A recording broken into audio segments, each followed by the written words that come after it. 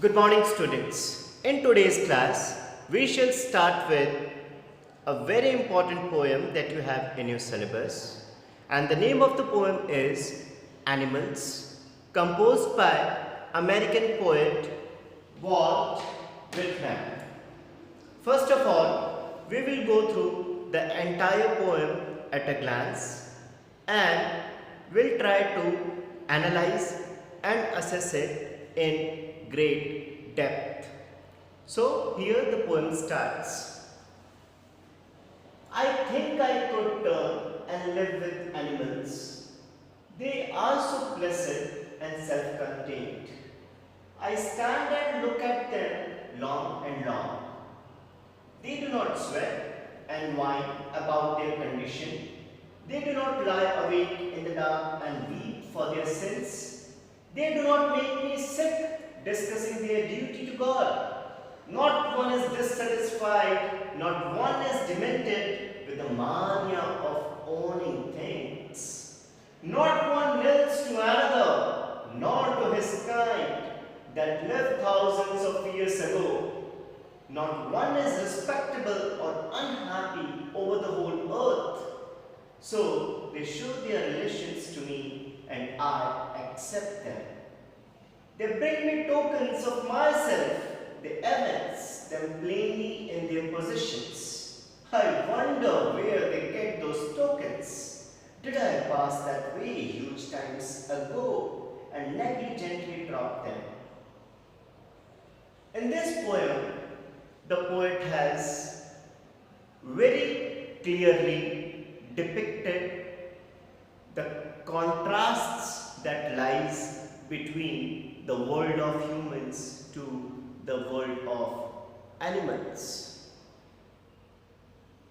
Dear students, it is often said that man is a social animal, and being the so-called social animal, he is supposed to depict some social qualities, some humane qualities like being truthful, being honest, being good, being helpful and cooperative.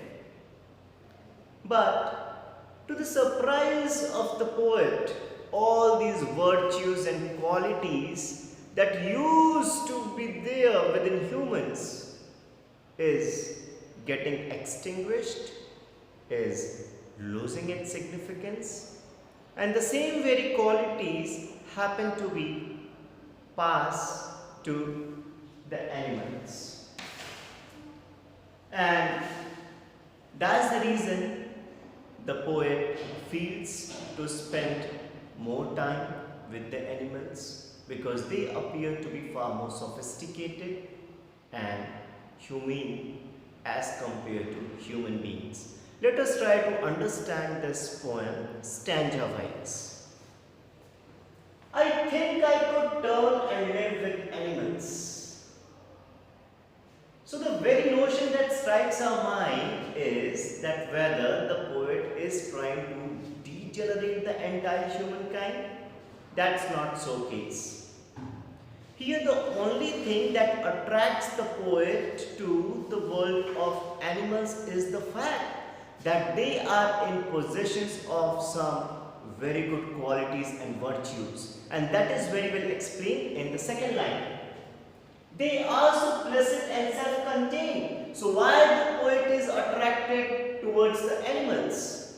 Because the animals are very clear, they are very calm, they are very composed, and they are also contained. Nowadays we could see that the entire human world has become greedy. We the human beings have become selfish. But that is not so the case with animals. Animals are self-contained, animals are calm and composed. So these very qualities of animals draws the attention of the poet towards them. I stand and look at them long, long ago. So that is the very basic reason why the poet is inclined towards animals. He is completely fascinated, delighted to see them and often feels to live with them. And why he feels so, we have already discussed, because animals are not selfish, they are calm, they are composed.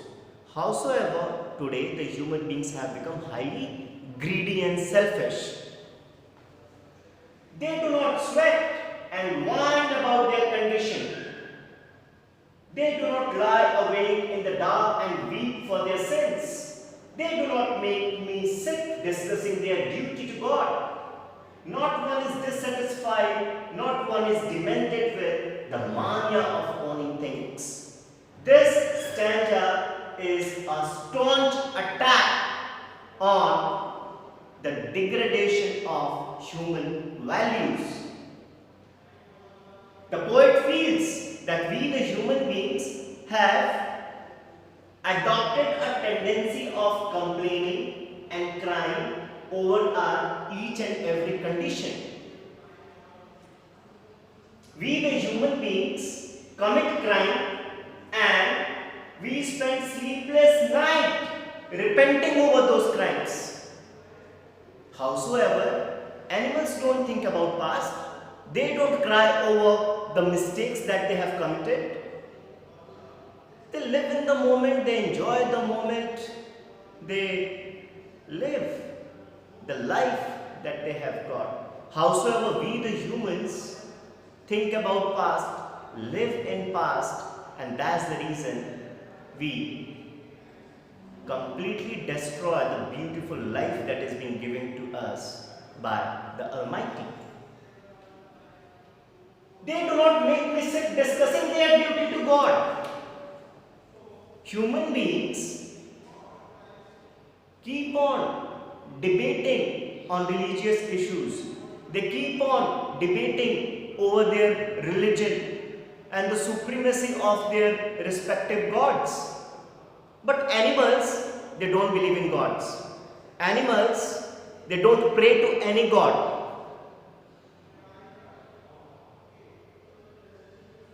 So the differences between the world of animals and between the world of humans is clearly highlighted in this poem. Not one is dissatisfied, not one is demented with the mania of owning the things. We, the human beings, are dissatisfied with each and everything that we have got. We are not happy with the job that we have got. We are not happy with the life that we have got. We are not happy with the family we have got. We always keep on complaining. Not one is demented with the mania of owning things. And each one of us is running a mad race to possess the things. Each one of us wants to live a luxurious life. We want to earn more and more money. We want to have BMWs, Mercedes. And in that mad race, we have forgotten the very principle of being the so-called human. So the second stanza is a staunch attack that why the poet dislikes animals, why he dislikes humans and why he loves animals. So what are the qualities that we have discussed that could be traced and found in the animals? First, they are self-composed, calm, they are self-contented. Third, they never complain about their condition. They don't cry over their situation. They don't think about the past. They don't cry over the crimes that they have done. They don't discuss their duty to God. They are not dissatisfied with their lives. And also, no one is in the mad race to own the things. Let us have a look at the third stanza. Not one kneels to another, not to his kind that lived thousands of years ago. Not one is respectable or unhappy over the whole earth. So they show their relations to me and I accept them. They bring me tokens of myself, they evince them plainly in their possessions. So we, the human beings, are in a habit of kneeling and bowing down before others. Throughout our life, we keep on impressing others, be it our boss, be it our ancestors. But animals don't follow all these obligations. They never kneel down before anyone, not to his kind of